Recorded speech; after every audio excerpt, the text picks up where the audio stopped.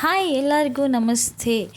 ಲಕ್ಷ್ಮಿ ಕಿಚನ್ಗೆ ನಿಮ್ಮೆಲ್ಲರಿಗೂ ಸ್ವಾಗತ ಅಂತ ಹೇಳ್ತಾ ನಾನು ವಿಡಿಯೋ ಸ್ಟಾರ್ಟ್ ಮಾಡ್ತಾಯಿದ್ದೀನಿ. ಇವತ್ತು ನಾನು ಹೂಕೋಸಿನ ಟೊಮೆಟೊ ಬಾತ್ ಮಾಡಿದ್ದೀನಿ. ಅದು ಹೇಗೆ ಈಸಿಯಾಗಿ ಮನೆಯಲ್ಲೇ ಮಾಡೋದು ಬನ್ನಿ ನೋಡೋಣ. ಮೊದಲಿಗೆ ಒಂಚೂರು ಬಿಸಿನೀರು ಕಾಯಿಸಿ, ಆ ಬಿಸಿನೀರು ಕಾದಿರೋ ನೀರಿಗೆ ಸ್ವಲ್ಪ ಹೂಕೋಸನ್ನೆಲ್ಲ ಹಾಕ್ಕೊಳ್ಳಿ. ಕಟ್ ಮಾಡಿ ಚಿಕ್ಕ ಚಿಕ್ಕದಾಗಿ ಕಟ್ ಮಾಡಿ ಇಟ್ಕೊಂಡಿರೋದು ಹೂಕೋಸು ಹಾಕ್ಕೊಂಡು ಅದಕ್ಕೆ ಸ್ವಲ್ಪ ಉಪ್ಪು ಹಾಕ್ಕೊಳ್ಳಿ.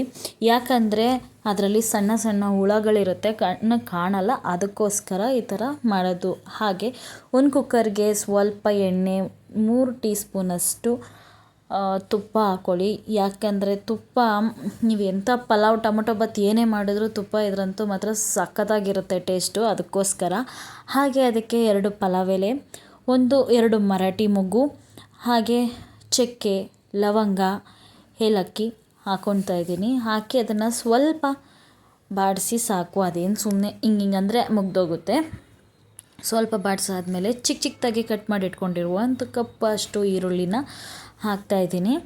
ಅದು ಸ್ವಲ್ಪ ಕೆಂಪಗಾಗೋ ಗಂಟ ಹುರ್ಕೊಳ್ಳಿ. ಕೆಂಪಗಾಗೋ ಗಂಟ ಹುರ್ಕೊಂಡಾದ್ಮೇಲೆ ಅದಕ್ಕೆ 1 ಟೀ ಸ್ಪೂನಷ್ಟು ಶುಂಠಿ ಬೆಳ್ಳುಳ್ಳಿ ಪೇಸ್ಟ್, ಅದು ಹಸಿ ವಾಸನೆ ಹೋದ್ಮೇಲೆ ಚಿಕ್ಕ ಚಿಕ್ಕದಾಗಿ ಸ್ಲೈಸ್ ಮಾಡಿ ಹೆಚ್ಕೊಂಡಿರುವಂತಹ ಟೊಮೆಟೊ ಹಾಕ್ಕೊತಾ ಇದ್ದೀನಿ. ಇಲ್ಲಿ ನಾನು 3 ಹಾಕ್ಕೊಂಡಿದ್ದೀನಿ, ನಿಮ್ಗೆ ಎಷ್ಟು ಬೇಕೋ ಅಷ್ಟು ಕ್ವಾಂಟಿಟಿ ನೋಡಿ ಹಾಕ್ಕೊಳ್ಳಿ.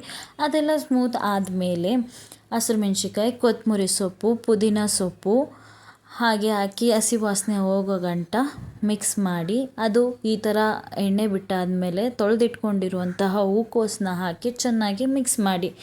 ಈಗ ಇದಕ್ಕೆ ಸ್ಪೈಸಸ್ ಬಂದು ಸ್ವಲ್ಪ ಅರಿಶಿನ ಪುಡಿ, ಗರಂ ಮಸಾಲ, ಹಾಗೆ ಚಿಲ್ಲಿ ಪೌಡರ್,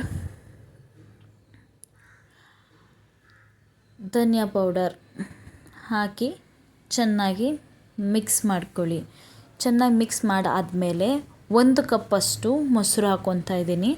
ಮೊಸರು ಹಾಕ್ಕೊಂಡಾದ್ಮೇಲೆ ಸ್ವಲ್ಪ ಮಿಕ್ಸ್ ಮಾಡಿ 3 ಲೋಟ ನೀರು ಹಾಕ್ಕೊಳ್ಳಿ. ನಾನು 1.5 ಲೋಟಕ್ಕೆ 3 ಲೋಟ ನೀರು ಹಾಕ್ಕೊಂಡು ರುಚಿಗೆ ತಕ್ಕಷ್ಟು ಉಪ್ಪು ಹಾಕ್ತಾಯಿದ್ದೀನಿ. ಇದು ಕುದೀತಾ ಇರಬೇಕಾದ್ರೆ ನಾನು ಅಕ್ಕಿ ಹಾಕ್ಕೊಂಡಿದ್ದೀನಿ. ಕುದೀತಾ ಇರಬೇಕಾದ್ರೆ ಅಕ್ಕಿ ಹಾಕ್ಕೊಂಡಿರೋದ್ರಿಂದ ಚೆನ್ನಾಗಿ ಮಿಕ್ಸ್ ಆಗುತ್ತೆ, ನಾವು ಮತ್ತೆ ಮಿಕ್ಸ್ ಮಾಡೋ ಅವಶ್ಯಕತೆ ಇರೋದಿಲ್ಲ.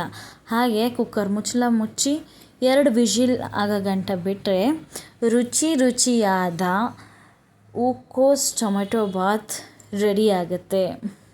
ನೋಡಿ ಎಷ್ಟು ಇದೆ. ಅದ್ರ ಜೊತೆಗೆ ಸ್ವಲ್ಪ ಮೊಸರು ಬಜ್ಜಿ, ಸೌತೆಕಾಯಿ ಅಥವಾ ಈರುಳ್ಳಿ ಏನಾದರೂ ಇಟ್ಕೊಂಡು ನೀವು ಈ ಥರ ಇದು ಮಾಡ್ತಿದ್ರೆ ಟೇಸ್ಟ್ ಮಾತ್ರ ಸೂಪರಾಗಿತ್ತು. ಈ ರೆಸಿಪಿ ನಿಮಗೆ ಇಷ್ಟ ಆದಲ್ಲಿ ದಯವಿಟ್ಟು ಒಂದು ಲೈಕ್, ಶೇರ್, ಕಮೆಂಟ್ ಮಾಡಿ.